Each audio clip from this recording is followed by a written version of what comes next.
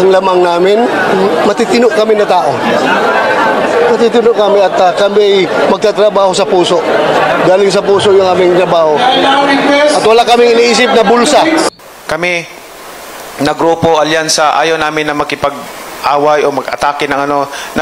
Naglatag kami ng aming plataforma. Hindi namin kaya ang tapatan yung kanilang mga activities no dahil wala kaming resources. Called for, unexpected, coming from a president. So hindi namin nasahan na gano'n. Pero sige. Stay away from negative campaigning.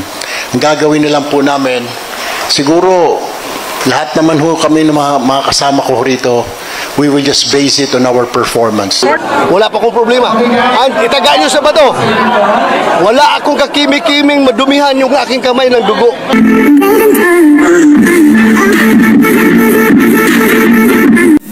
Paglaban sa illegal na droga at sa talamak na korupsyon sa pamahalaan. Yan ay ilan lamang sa mga inilatag na plataforma ng mga kandidato ng PDP Laban na pawang mga kaalyado ni dating Pangulong Rodrigo Duterte. Na rin ang unang araw ng kampanya ng partido ni dating Pangulong Rodrigo Duterte na Partido Demokratiko Pilipino, Lakas ng Bayan o PDP Laban sa Club Pilipino sa Green Hills, San Juan.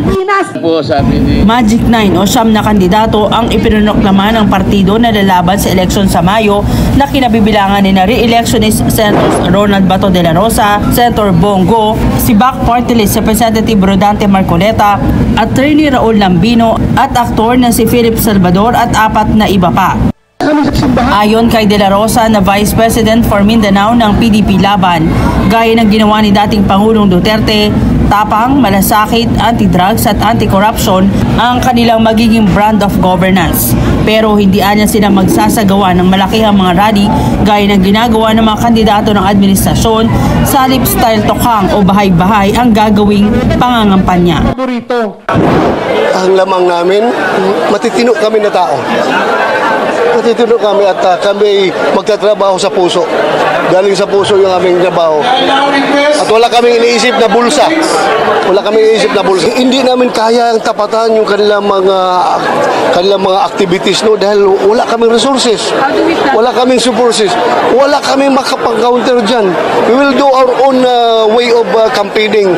Wala po kaming balak na i-counter yung kanila. Massive resources. They have all the resources. They have all the support. Kami, anong meron kami? Mangutang kami?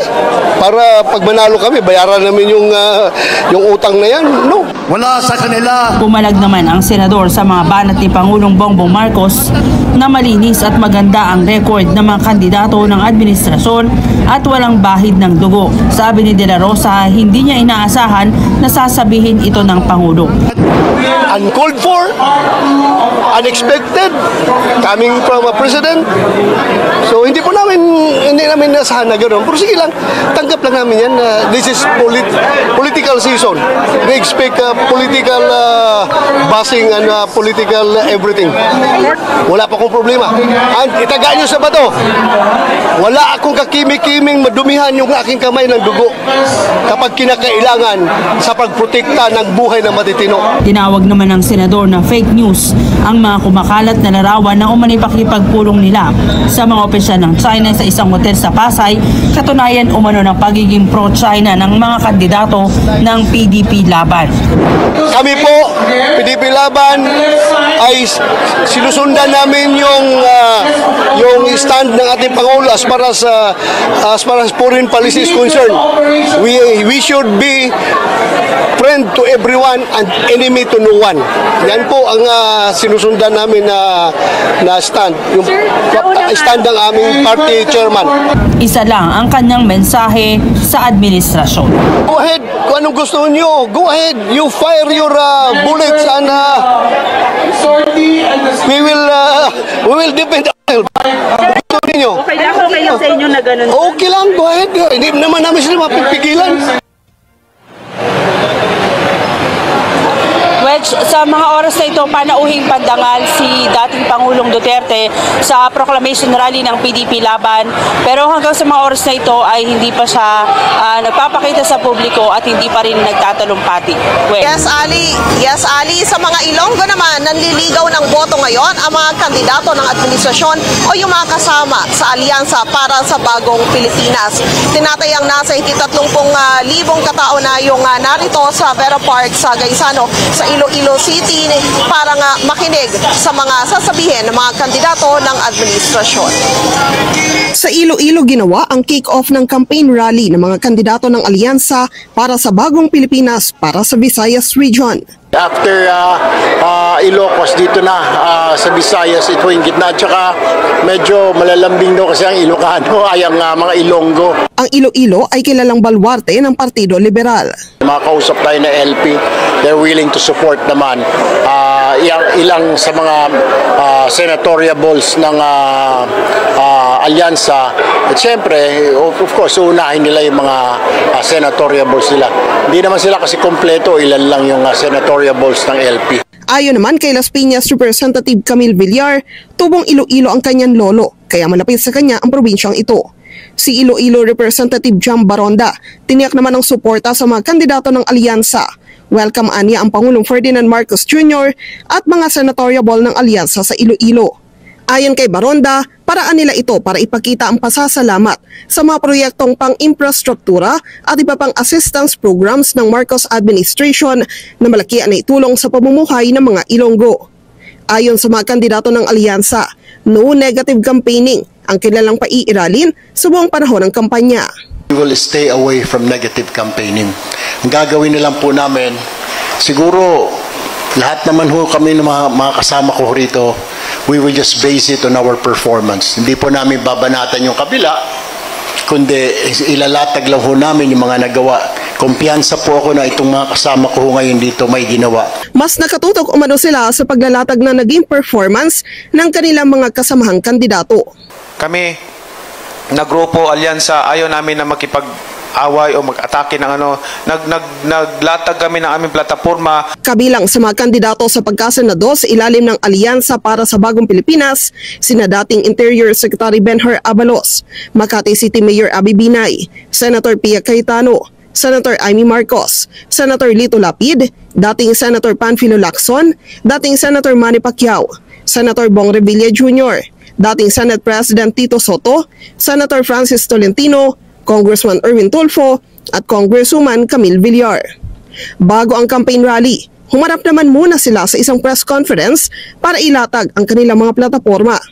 Dahil malaki ang problema sa fake news ngayon, sabi ni dating Senate President Tito Soto, kung magkakabalik siya sa Senado, gusto niyang gumawa ng batas laban sa talamak na fake news at fake content lalo sa social media.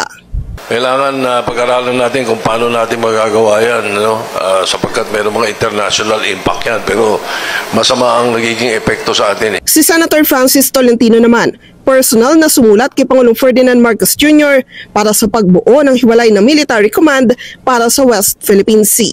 Yun pong ating Kalayaan Island Group, ang may jurisdiction po doon ay Westcom. Yung pong Baho de Masinloc, ang may jurisdiction po dyan ay NOLCOM o Northern Luzon Command. Subalit, yan po ay nasa isang West Philippine Sea. That is why I'm calling for the creation of a separate West Philippine Sea Command.